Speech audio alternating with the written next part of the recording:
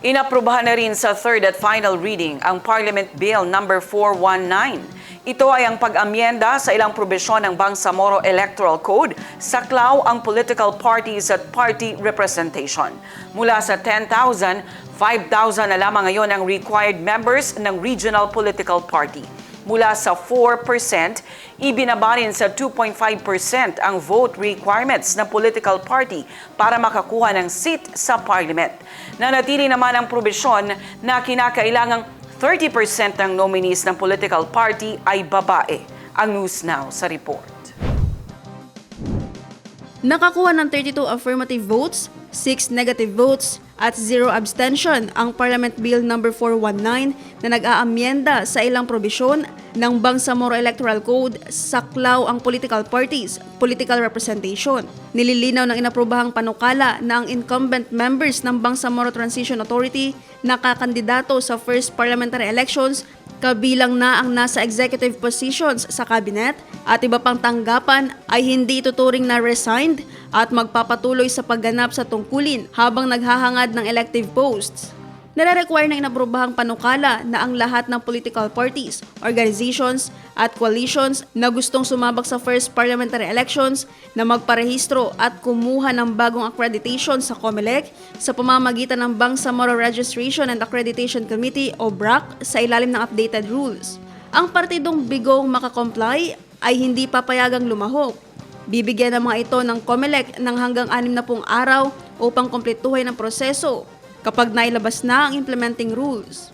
Sa ginawang amendments, ibinaba ang minimum number ng required members para makapag-establish ng regional political party mula 10,000 ay naging 5,000 na.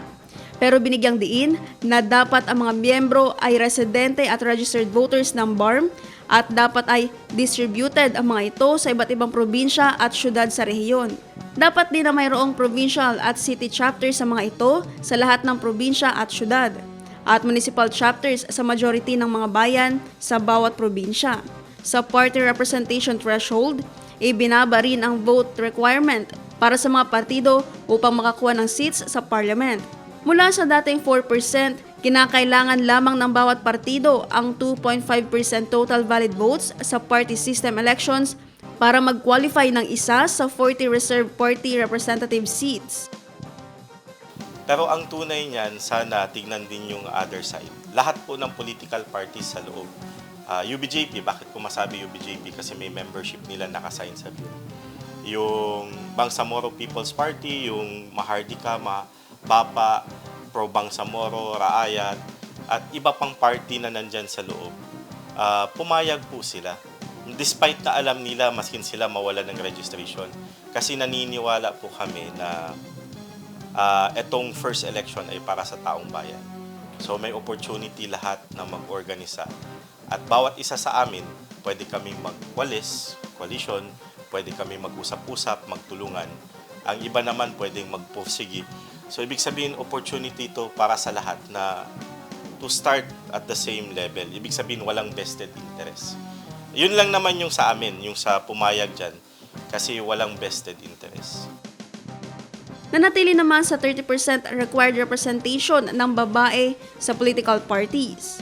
Nanatili sa revised law ang existing provision ng Bangsamoro Electoral Code na nagre-require sa political parties na tiyakin na at least 30% ng kanilang nominees ay babae o isa sa bawat 3 nominee ay babae.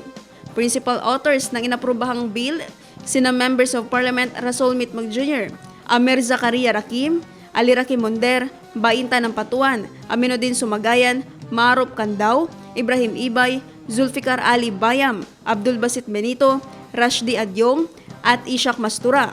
Co-authors sina MPs Hatimil Hasan, Romeo Sema, Mosber Alaudin, Susana Anayatin, Ahmad Abbas, Said Sheikh, at Bayleng Mantawil.